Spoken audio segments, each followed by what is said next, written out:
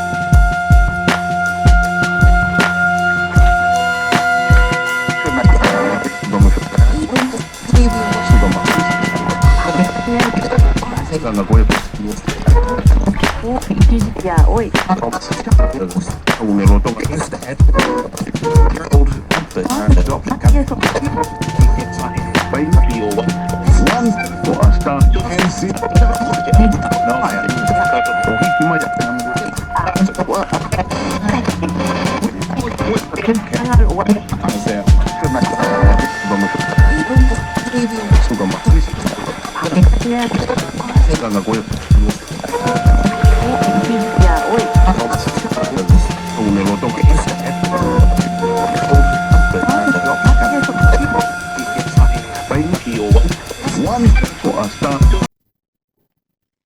Paper leakage అంశంపై ప్రభుత్వం ముందు 3 డిమాండ్లు పెట్టారు బండి సంజయ్. దీనిపై మరింత సమాచారాన్ని మా బ్యూరో చీఫ్ కృష్ణమూర్తి అందిస్తారు. కృష్ణమూర్తి, ప్రధానంగా సంజయ్ 3 డిమాండ్లు ప్రభుత్వం ముందు పెట్టినట్లు తెలుస్తుంది. అయితే దీనిపై ప్రభుత్వం స్పందించే అవకాశం ఉందంటారా? ఎలా స్పందిస్తుంది? అసలు దీనిపై మీ దగ్గర ఉన్న అప్డేట్స్ ఏంటి కృష్ణమూర్తి?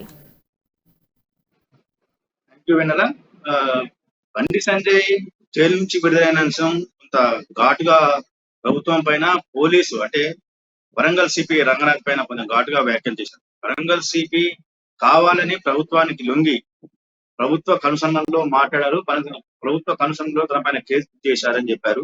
నిజంగా ఆయన చెప్పిన విషయాలన్నీ వాస్తవాలైతే అంటే వృత్తిపరమైనటువంటి టోపీ మీద 3 సింహాలున్న టోపీ మీద ప్రమాణం చేసి చెప్పాలని చెప్పారు. సాధారణంగా ఏంటంటే పోలీసు అధికారులు ఎవరైనా సరే విధిలో చేరే ముందు వాళ్ళు అదే టోపీ మీద ప్రమాణం చేసి రాజ్యాంగబద్ధంగా నిబంధనల మేరకు పనిచేస్తా అని చెప్పేసి వాళ్ళు ప్రమాణం చేస్తారు. కాబట్టి బండి సంజయ్ ఆ వ్యాఖ్యలు చేసినట్టుగా మనకు స్పష్టమవుతా ఉన్నది. మరో విషయం ఏంటంటే నిజంగా ప్రభుత్వానికి చిత్తశుద్ధి ఉంటే అంటే టీఎస్పీఎస్సీ పేపర్ లీకేజీపై ఇప్పటికే బీజేపీ డిమాండ్ చేస్తా ఉన్న సిట్టింగ్ జడ్జితో విచారణ జరిపించమని. అదే రకంగా ఎస్ఎస్సి పేపర్ మీద ఓకే నా ప్రమేయం ఉందని చెప్పేసి కేసు బుక్ చేశారు, నన్ను అరెస్ట్ చేశారు, నన్ను ఇబ్బందుల పాలు చేశారు, ఒక రోజంతా నన్ను మానసికంగా హింసించారు. కాబట్టి దీని మీద కూడా సిట్టింగ్ జడ్జితో విచారణ జరిపించాలని చెప్పారు. కేసీఆర్ ప్రభుత్వంకి నిజంగా ప్రజల మీద ప్రజా సమస్యల మీద స్థితి ఉంటే తన డిమాండ్ అంగీకరించాలి, ప్రజల ముందుకు రావాలి, దీన్ని ఒప్పుకోవాలని చెప్పేసి.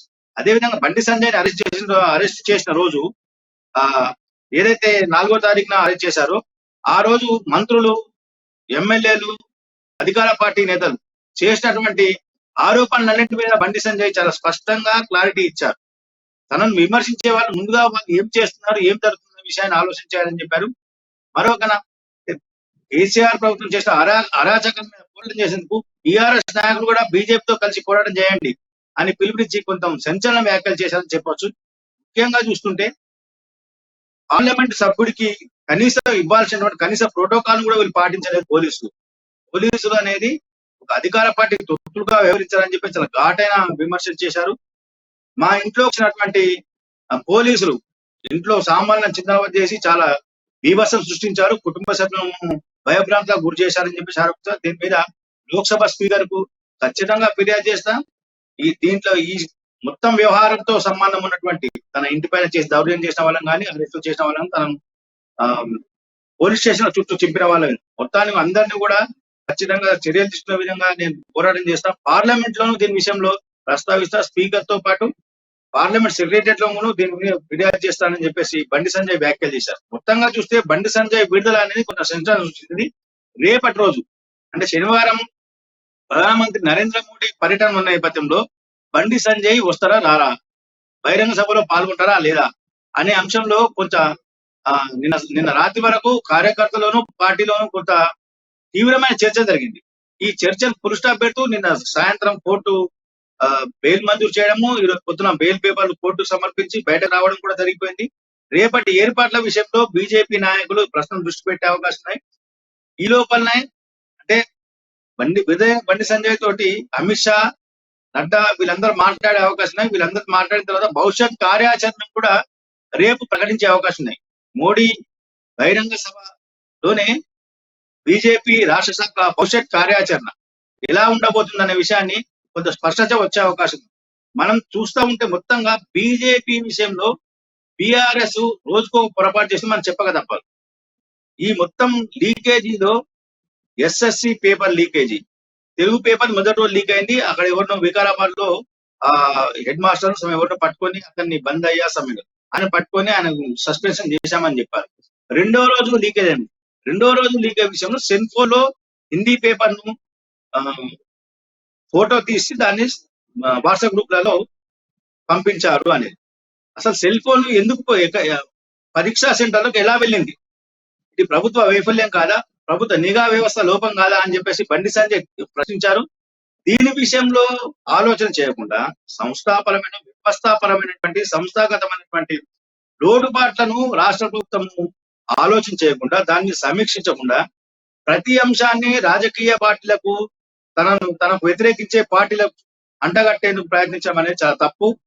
ఈ వ్యవస్థలో అధికారులు కూడా పావులుగా మారుతున్నారు. అధికారులు కూడా ఇప్పటికైనా మారండి, పోలీసులు మారండి, మీరు చేసిన త్యాగాలను గుర్తుంచుకోండి.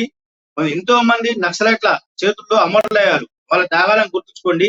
మీరు ఒక పార్టీకి ఒక నాయకులకు వత్తాసు పలికే విధంగా వివరించే సంజయ్ వాళ్ళ పోలీసులకు కూడా కొంత హితవు చెప్పారు.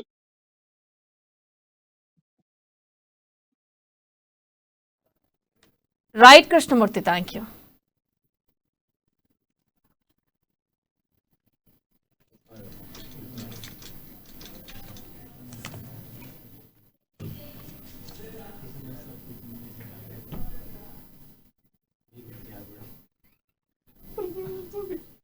పదిన్నర దాకా కంటిన్యూ అంట. Bumper offer.